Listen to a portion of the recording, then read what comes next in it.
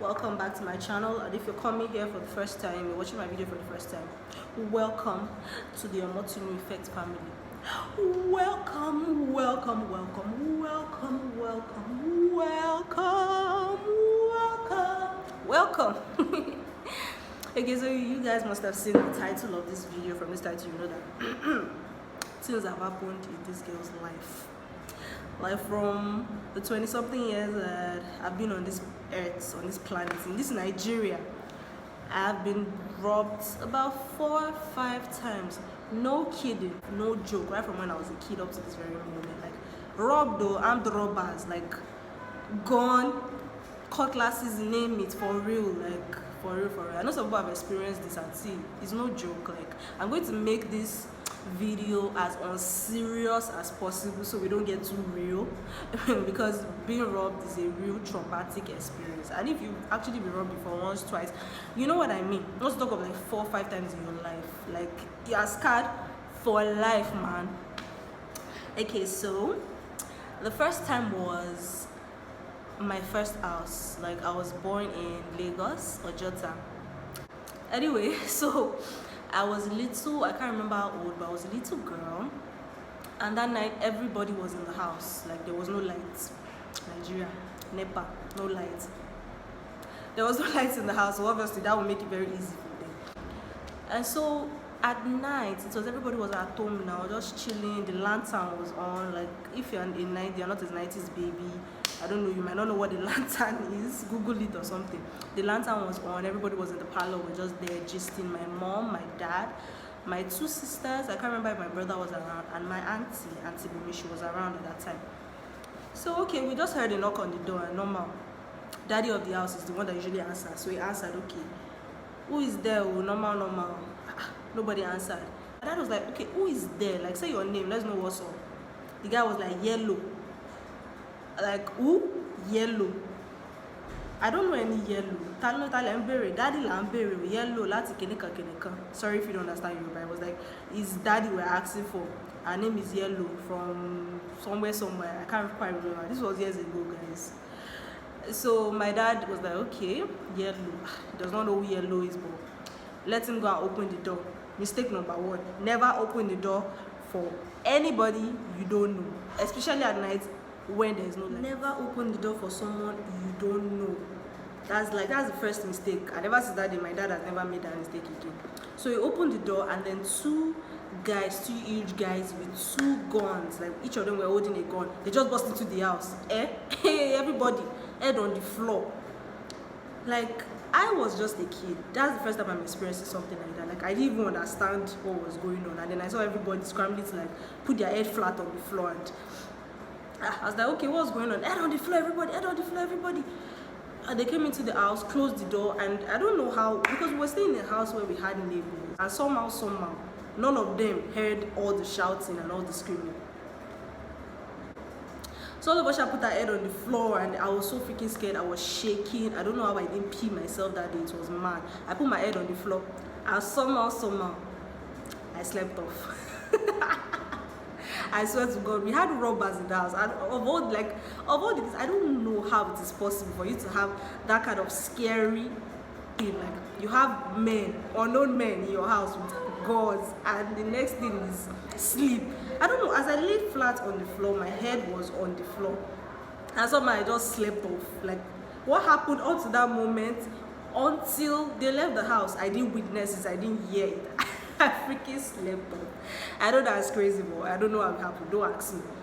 But when I was sleeping, obviously all the things I'm about to tell you, I heard them after I had woken up, and then some of them years later after I had woken up. So the gist of it was that, okay, when everybody put their head on the floor, they took my mom, they took my dad, and they told them to lead them to their room.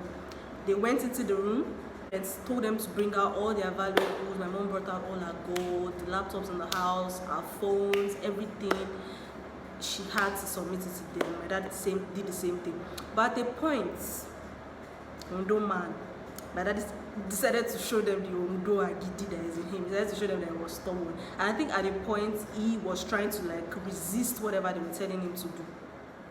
They just took like, can you imagine? I was saying, we've not finished saying one thing, they're already taking light. Anyway, so they were like, he should bring out, like, okay, he had money in his suitcase in the house, I think. And they were like, I don't know how they knew there was money there. They were like, okay, where's the suitcase? Where's the suitcase? Where's the suitcase? Blah, blah, blah. That's another mistake. You shouldn't keep large amounts of money in your house. For whatever reason, take your money to the bank. Don't postpone. As you're getting it, take it to the bank and go and deposit it. Or in a very safe place, not in your house. So somehow they found out about the money, and that's how they trailed into our house. That's how Yellow trailed into our house.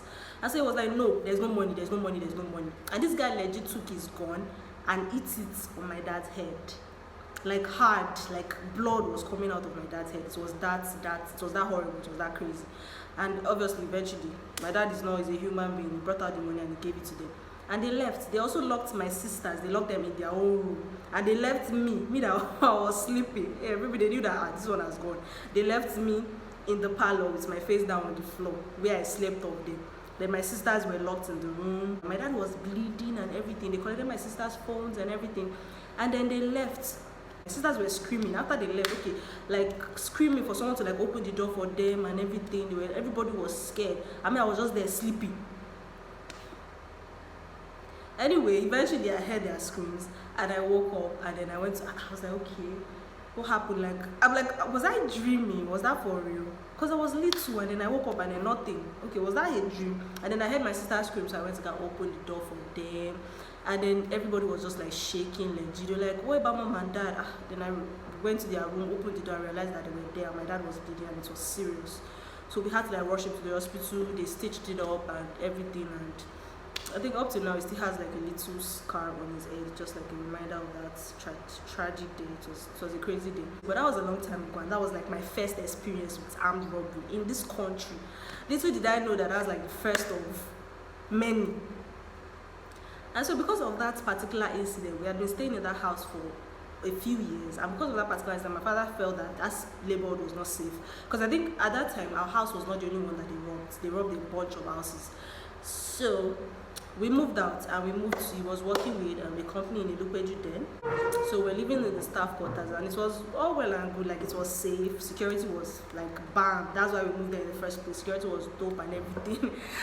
But the crazy part is, no matter how safe you think you are, like no matter, especially in this country, no matter how safe you think you are, no matter all the precautions that you take, all the safety measures that you take, there's always a way that stuff can happen, no matter how safe you think you are. Because this country in its own, in general, is lawless, it's not safe.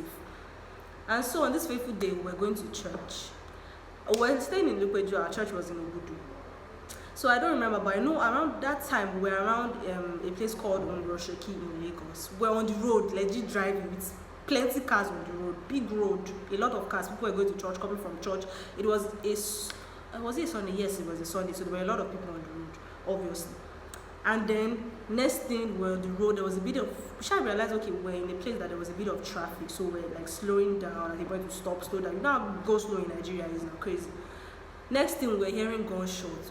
Okay, we did not want to believe that they were gunshots. Like it was just crazy because they were just sporadic everywhere. Bah, bah, bah, bah, bah. And then we realized there were a lot of robbers on the road. Not one, not two, not three. Like there were plenty, a gang on the road in broad daylight on a Sunday with plenty cars on the road. And somehow these people are still robbing, and nobody's stopping them. Nobody's doing anything about it. Who do we want to call? Is there 911 in this Nigeria? Like honestly, yeah, it was crazy. And then they stopped our car, stopped so many cars behind us, and they legit shot someone in front of us just because the guy refused to give him phone. See guys, you are seeing somebody with gun. You are seeing somebody that is armed with gun, with cutlass. Not one, not two, not three. They are asking you to bring phone. Phone, please. Phone. Your life. Which one is more important? They ask you to bring phone, and then you're dragging with them. Just give them the phone and let them get the hell out so that you can leave and go. But no, they shot this guy legit in front of, like the car in front of us. They shot him down just because he refused to release his phone, his money and everything. Just give them, let them go. No. So obviously, my dad was not about to. That kind of thing. You have your entire family in the car. You're going to car, and then you say you want to come and be dragging. Dragging what? Everything they wanted. Take. Anything you will just take. This is it. Just take. We didn't even drag anything with them. What do you want to drag? Please, if you were in that position, tell me what you do in the comment section. Like, Are you going to be that guy dragging with them just because of a phone that you can buy later? But he lost his life just because of that. Like, that's another thing. That's the number 3 thing I would say when it comes to when you're in that situation. God forbid do not be in that situation, because I'm very traditional that way. When you find yourself in a situation like that, whatever they want, just give it to them so that they can let you go. You can't be dragged. You don't know what these guys are taking. Some of them are not in their right senses. Some of them, they've smoked weed, they've drank alcohol, they are not normal. Ooh, wait, there's nobody that is even normal that will come and be carrying gun and be shooting in broad daylight anyway. So those kind of people, you give them whatever they want. So we gave them, and that was like our second experience with robbery. It was in broad daylight. That's the day I knew that, no, this Nigeria, no. From that day like this, I didn't rate Nigeria at all. I didn't rate this country, because that was a major freaking road. I don't want to curse. It was a major freaking road. It was broad daylight. There were so many cars here. There was nothing anybody could do. Everybody just surrendered and gave it. That was just mind blowing. So okay, that was like, okay, after that I don't think I experienced robbery for a very, very long time. And well, life was good. Everything we lost that day, God replenished everything. That's the thing. You can't, if you lose your life, you only have one life. But when it comes to phones, when it comes to money, you can always get them back. And so eventually we left Ilupeju, that's the staff quarters, and we moved to our own house in Mowe, along Lagos Ibadan Expressway. There's a little town called Mowe that is developing fast. Like, a lot of people have moved there, and places, a lot of people are there now. But anyway, then we moved there, I don't remember the year, but it was a long while ago. We moved there because my dad built his own house there, and we moved there with the whole family. And at that time, Mowe was not what it is today. Now it's more developed. Then it was a lot of bushes around, the light was bad, the electricity was bad, people were not so many, the people hadn't moved to Mowe the way they had now. So it was a Sunday. Now this is my third experience, but thankfully this experience is a little bit different because I was not home. Nobody was home. Nobody was home at the time. So what happened is, I think they were monitoring us. So the time we used to leave and go to church, that was the time that they came and then took everything that they needed to take. And somehow, I don't know, these guys legit entered our house through the roof. So I think I don't know, I think there were many, because our roof was wide open. And then burglary proof. You guys know what burglary proof is, right? Even burglary proof, see, burglary proof is not 100% effective, let me tell you. Because they legit, like, they sawed our burglary proof, like the space in between them, they sawed like maybe 2 or 3. So the space in between them was enough for them to like come inside the house. And then my mom's room was locked, my dad's room was locked. So I think that's why they entered through the roof into my mom's room and my dad's room. They entered through the roof because it was locked. Yeah, so that's what happened. So they used the burglary proof, sawed it open, left space, entered into our own room, and then to my mom's room, they entered through the roof. So the door was locked, padlock, everything, burglary proof, everything, gates locked, everything, and they still found a way to enter inside our house in broad daylight. We legit have neighbors that are like very close. This is our house. This is our neighbor's house. Another neighbor here. Okay, those ones are not moved in at the time, but we had this our house. We had a bunch of neighbors here. It was a house that they were even plenty, not just an isolated house, and some of them were definitely in. So how did these freaking robbers enter our house? Up to tomorrow, we've not been able to answer that question. And from the time that we're in church, up to they got everything, they took laptops, took money, they took, okay, nobody was at home, so there was no phone home. But they took a bunch of things, and until they were able to do all that, like they're able to like enter, breaking through the roof, able to saw like a burglar, able to enter, take everything they need, leave. Nobody had anything. How? I don't know. But see, this life is just crazy. Like, you can't trust anybody for real. And normally when we go to church, we always leave our dogs open because we had like 2 dogs. But somehow that day we forgot. I don't know. Will I say the devil was at work that day. We forgot our 2 dogs inside the cages, so they were not able to do anything except maybe, obviously, they would have been barking. They would have been barking hysterically when they saw that a bunch of strange men were in our house. But still, nobody, like our neighbors, you hear them barking, nothing. They didn't even, nobody was suspicious, nothing. It's just crazy, and they were able to go away with a lot of stuff. Who do we want to report to? We report that they didn't do anything about it. Up to tomorrow, we don't know what happened. We just know that, okay, this shit happened. And since then, my dad ups the security in our house in the way, and that, since then, I want to say since then, we've not had any case of that. And by God's grace, we will not have that. We will not have that kind of situation again by God's grace. But see, this Nigeria, just be safe. Be safe. Every man for himself. Don't trust your neighbors. Even people you live with safe. Like maybe you have housemates or something. People you live with, they can be funny. Even security men. I've had cases of security, heard cases of security men that collect bribe just so that they can allow, okay, for the period that the robbers will come, they will disappear. I'm sure you guys have heard cases like that. This is not new, this is Nigeria. Shit happens. For the period that the robbers are going to come and rob, they will disappear. You will not know where they will go. They will just disappear somehow. And then when the robbers are gone, you just see them appear again. Where did they go? You don't know. And this is what happened in the last story I'm going to tell you about how I was robbed in my pre-degree hostel in OAU. That's exactly what happened. So pre-degree OAU, they assign you to different places. Our main campus was in Moro, but then from Moro up to Ikpetumodu or something, they have hostels. So different hostels, different people. Like the earlier you come, the closer to the campus. So I think I came pretty late, so they gave me a hostel in Ikpetumodu. It was called Christ Girls Hostel. Christ Girls. It was called Christ Girls Hostels, and see, throughout our stay, our 1 year in, not even only in Christ Girls Hostel, there were a lot of robberies and everything. It was a lot. It was ridiculous at the point, and we fell victim at the point. So the thing that happened was, normally we have security men. I think they call them Olode, vigilantes or something. So they are the ones that guard the Christ Girls Hostel and guard that whole area for us. And then somehow, conveniently, those guys were not around that night. I don't know how, but they were not around. And then we were just in our hostel. Like, this one was at night. When the hostel, everybody was chilling. And you know girls now,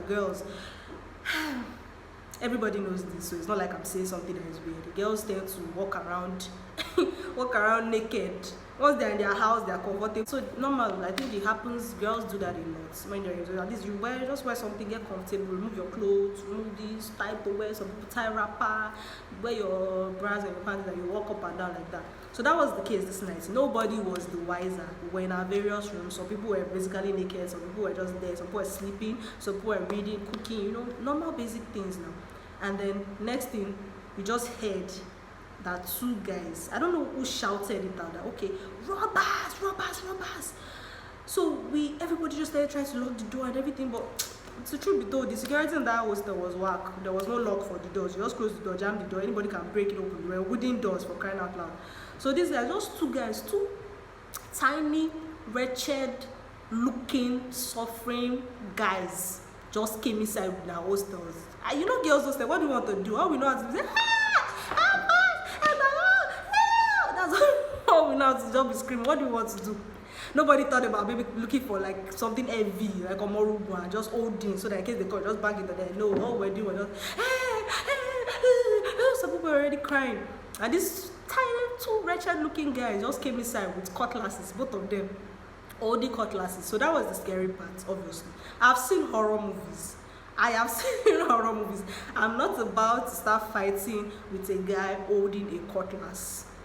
No. I mean, I know that even if I hold cutlass, I cannot behead anybody. So all I can do is agidi. But at that moment in time, you're just scared. Like, this guy is holding a freaking cutlass, fast cutlass like this. And then they entered the rooms and they were like, okay, everybody bring out your phones, everybody, hey, are you, like two of them entered. And in fact, the crazy part is, there was a girl that was legit naked on her bed at that point in time. I think she was just wearing pants and she was on her bed. And this guy just entered, two of them with cutlasses. Like, even for the fact that they had very, very, very limited time to do what they had to do and get out. Probably they paid your lot there for like 10 minutes, so they had to like be fast about it. If not for that, I'm pretty sure something crazy would have happened that night. But they just came, all business, all their cutlasses, everybody brought out their phones. That was really one sweet black and red LG phone that time. Shit, I love that phone. You know when you have a phone and that phone is your baby, your life. They just took it from me like this, girl. That shit was painful. But anyway, phone, life. What am I saying? Phone is right here. Life is like way up there. So yeah, we surrendered our phones and everything they did was very fast. Like, it was very brief. I don't think it was up to maybe 10 minutes. Like, they went to all the rooms. There were a lot of rooms in the house. They went to all the rooms, collected everybody's phones. Mad though. It was a very sweet, very, very, very sweet, very easy robbery. Like, that was the robbers, that was their lucky day. Like, they just came and just rub very easy, sweet rubbing. I mean myself, I can do, and I can get away with it. And at the end of the day, they left and nothing happened. Next thing, all of us rushed out and said, hey, they robbed us, hey, where are the Olodes, where are the Kiniko? And next thing we saw those idiots, the Olodes just came strolling by, like nothing happened. Just what happened, where are they? They didn't do shit, and those guys went scot-free just like that. So that was like my first experience with robbing. And let me tell you, see, first, second, third, fourth, they are all traumatic. Like that kind of thing, I'm very, that's why these days I'm very, will I say cautious? Or no, let me say paranoid, because like I'm very paranoid when it comes to my safety. When I just say I'm walking on the streets, I don't know, ladies, I don't know if I'm just the only one. You're walking on the street at night, and then next to you, you're hearing footsteps, or you're just seeing one strange man at your back.